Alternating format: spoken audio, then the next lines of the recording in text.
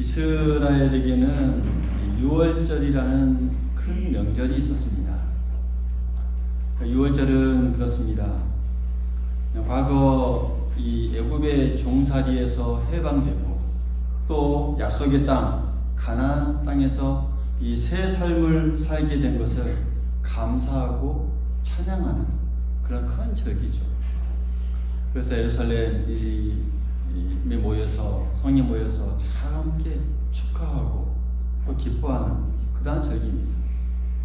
유월절은 이 생명과 또 구원이라는 큰 의미가 그들에게 주어지는 그런 절기이죠. 오늘 이 말씀을 보면 이 유월절에 예수님과 이 제자들이 한 방에 모여서 유월절 만찬을 가지게 되었습니다. 근데 보통의 이 유월절의 이 만찬의 그런 분위기는 아닙니다. 그저 기쁘고 즐거운 그런 만찬이 되지 못하였죠. 왜냐하면 이미 예수님께서 유월절에 십자가에 못 박히시기 위해서 사람들에게 잡힐 거라고 하는 것을 예고하셨고, 또 다른 곳에서는 대제사장과 유대 장로들이 예수님을 죽일 음모를 꾸미고 있었고, 또 함께 했던 제자 중에 또 한 사람을 보면 가룟 유다는 예수님을 팔기로 마음을 작정한 그런 이 상황. 1년의 이러한 모든 상황들을 볼 때 정말 기쁘고 즐거운 만찬이기보다는 오히려 죽음과 이 이별의 이 두려움이라는 그 분위기가 가득했던 그러한 이 공간이었습니다. 그래서 오늘 우리는 이 예수님의 이 최후의 만찬을 묵상하면서 성찬이 우리에게 주는 그 의미가 무엇인지, 또 우리가 성찬에 나아가면서 어떻게 받아들여야 하는지를 우리가 깊이 생각해 보고자 합니다. 무엇보다도 예수님의 그 최후의 만찬이 주는 우리에게 주는 의미는 사랑의 표징이다라는 것이죠. 예수님은 이 만찬의 자리에서 제자들에게 이 떡은 예수님의 몸이고 이 잔은 예수님의 언약의 피다라고 말씀하시죠. 제자들은 예수님께서 십자가에서 죽으면 모든 것이 끝나게 되는 그 어떤 이 이별과 두려움으로 생각하면서 받아들입니다. 그러나 예수님은 그것이 예수님 그 자신을 이 제자들뿐만 아니라 다른 모든 사람들에게 주는 것이라는 의미에서 말씀합니다. 그러니까 그들을 사랑하기 때문에 희생하고 헌신한다는 그런 의미의 말씀을 주게 되는 것이죠. 사랑하는 성도 여러분, 예수님의 그 십자가의 죽음은 그저 이 죽음과 이별과 슬픔의 사건만이 아니라 인간을 정말로 사랑하셔서 아낌없이 남김없이 다 주시는 그 사랑의 증거였다는 사실, 우리 모두 기억할 수 있기를 간절히 소망하겠습니다. 때문에 예수님의 그 최후의 만찬은 진정한 사랑을 보여주는 하나의 이 사랑의 표징입니다. 사랑의 표징입니다. 최고의 사랑이라는 그 표징을 우리에게 보여주실 것이죠. 그래서 우리가 떡과 잔을 나눌 때에 이것은 예수님께서 몸을 버리고 또 피를 흘리셨다는 그 상징이기도 하지만 동시에 예수님께서 우리를 얼마나 사랑하시는지 그 나타내 보여주는 그 표징으로 우리가 받아들일 수 있어야 한다는 사실입니다. 최고의 사랑, 최상의 사랑을 우리가 이 성찬을 통해서 볼 수 있게 되는 것이고, 또 예수님의 놀라운 사랑을 아낌없이 나누어주는 그 증거, 우리가 받아들이게 된다는 사실, 우리 모두 기억할 수 있기를 간절히 소망하겠습니다. 또한 이 최후의 만찬은 죄사함의 표징이기도 합니다.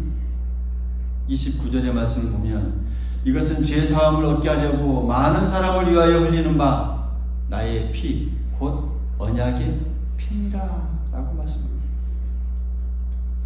예수님께서 십자가에 죽으신다는 것은 한 개인이 죽은 것으로 끝나는 것이 아니라 모든 사람의 죄를, 그러니까 각 사람 이 세상의 모든 사람의 죄를 대속하는 의미가 있고, 또 그 모든 사람의 그 죄를 용서하는 의미가 있을 뿐만 아니라 그 죄를 용서하여서 그들을 구원하고 그리고 새 생명을 얻게 하려 하는 그런 깊은 의미가 있습니다. 그래서 우리가 떡과 잔을 나누는 이 성찬은 이 참여하는 누구든지, 그러니까 이 참여하는 누구든지 어떤 사람에게도 이 죄 사함을 얻게 된다라는 그런 약속을, 확증을 받게 되는 그런 의미가 바로 이 성찬이 주는 의미입니다. 성찬에 참여할 때마다 내 자신의 내 자신이 죄에서 구원받았다는 그 사실을 다시 한번 확인하는 것이죠.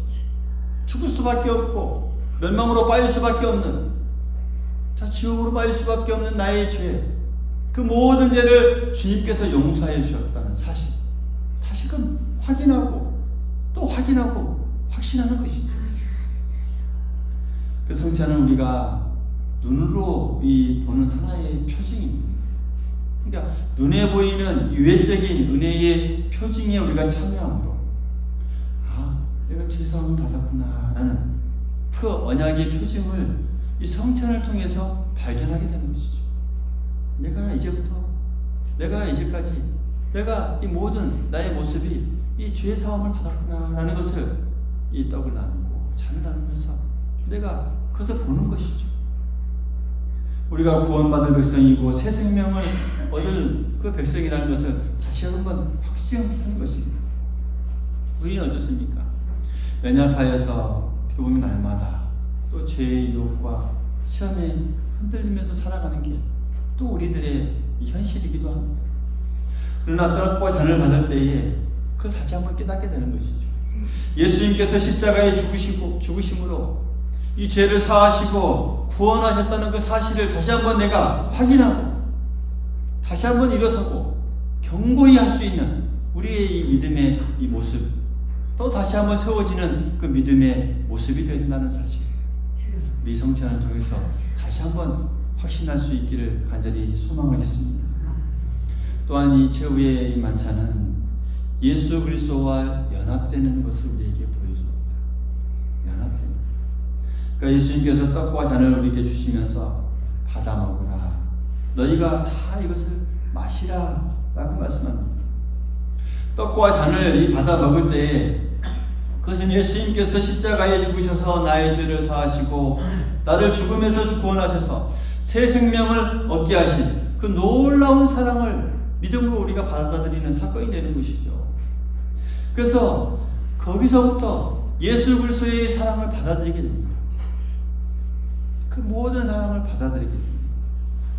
그러면서 이 떡을 나누고 또 이 음료를 나누면서 예수님의 그 몸이 내 몸이 되는 것이고 예수님의 그 피가 내 피가 되는 것이죠.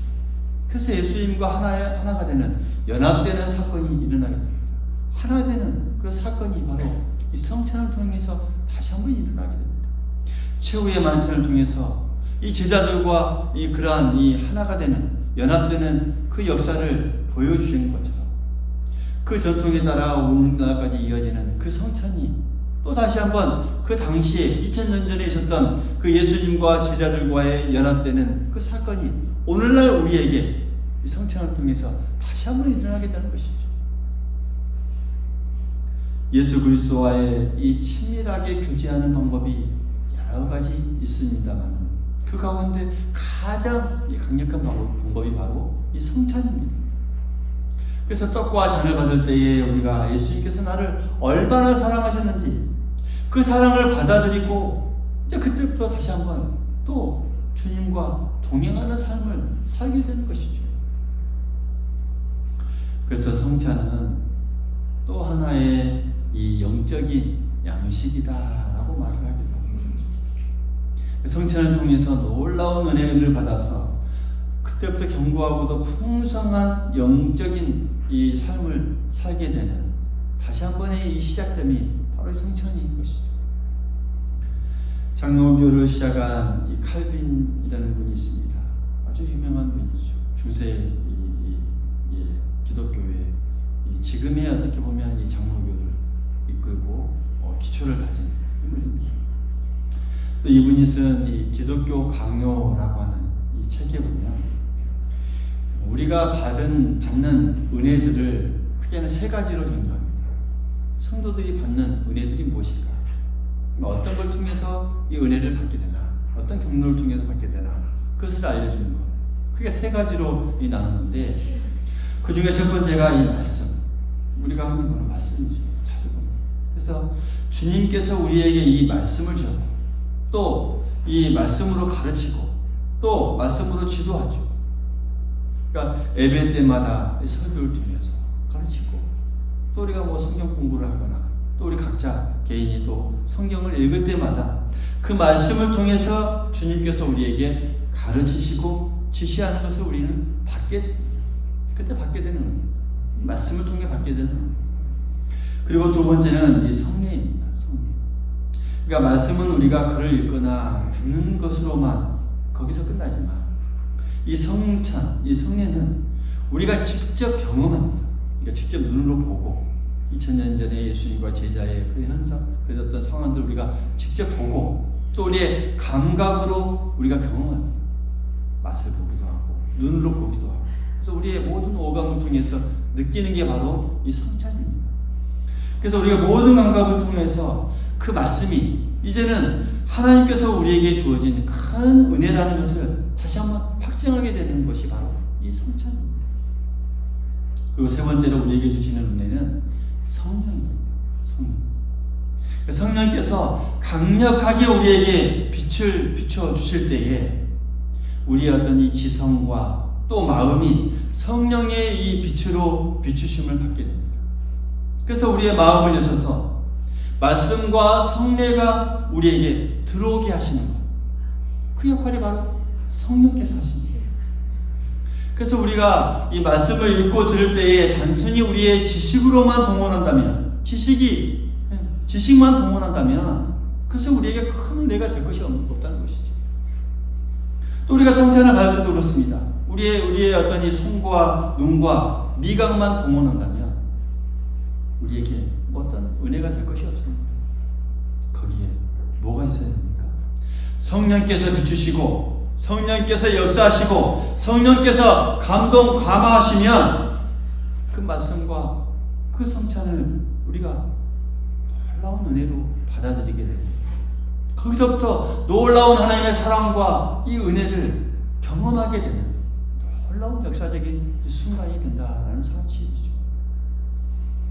사랑하는 성도 여러분, 오늘 우리가 성찬을 받을 때에 성령께서 여러분들 가운데 능력으로 역사하여 주시고 밝히 비춰주실 있기를 간절히 소망하겠습니다. 그래서 우리가 성찬을 받을 때에 성령께서 우리의 가운데 역사하셔서 이 주님의 은혜와 사랑이 얼마나 크고 놀라운지를 정말 우리가 마음속 깊이 뼈저리게 경험할 수 있는 귀한 시간이 될 수 있기를 간절히 소망하겠습니다. 성찬을 통해서 예수 그리스도와 연합되고 하나가 되는 그런 역사가 일어나고 영생의 삶이 풍성해지는 역사가 일어날 수 있기를 간절히 소망하겠습니다. 마지막으로 성찬은 예수 그리스도와 연합된 우리의 그 각자 이 한 사람 한 사람 다시금 이 우리 모두가 이 사랑의 공동체임을 증거해주는 놀라운 현장이 됩니다.